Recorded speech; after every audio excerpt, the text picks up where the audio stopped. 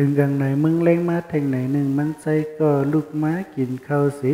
เฮ็ดเก่งออกกว่าเฮ็ดกันในน้ำเหมือนหนังกูปอกก้อยกะปอกในเขาลักเข้ากว่าในห้องมือสิลักแป๊บไว้อยู่ตีหิมข้างแอ่งน้ำนั่นยาวนั่นอันเป็นยิงเสานั่นก็งอเขาขึ้นมาสิลาดว่ากว่ายาวย้ำนั่นก้อยหนังเก่าใส่หนุ่มก็สั่งลูกมาสิยิบเอามือนังสาวลาดว่าน้องสาวมาเป็นมีคาสีเลนามาอยู่สำคาคาเตลุ่มละด้วยถึงซื้อให้เปลี่ยนลองดียิงเสาก็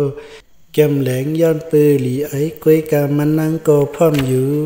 ทั้งสองอยู่เลยเป็นภูมิกันย่อมีตั้งซื้อหนังกัน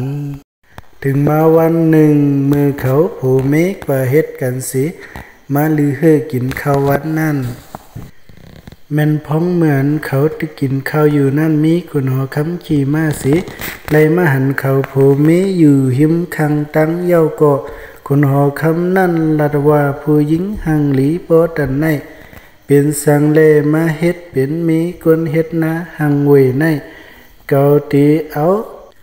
มือเฮ็ดนางหอคำเก่าให้โปไหลในอยู่คุณหอคำก็สั่งไล่สั่งให้ซื้อขันกว่าห้องใจหนุ่มนั่น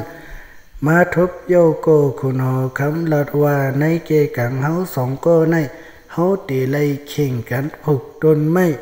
เข่งขี่ม้าเข่งไผคือสั่งว่าเก่าเจ้าซุ้มเก่าเจ้าตียุกเอาโคของเงินคำครึ่งหนึ่งมอบปันไม่ใจกุ้ยกาสั่งว่าไม่ใจซุ้มไม่ใจตีไล่เอามีไม่ใจนั่นมาอับปันเก่าเจ้าให้เป็นนั่งหอคำเก่าเจ้าในอยู่ใจหนุ่มก็มาได้ยินซึ่งนั้น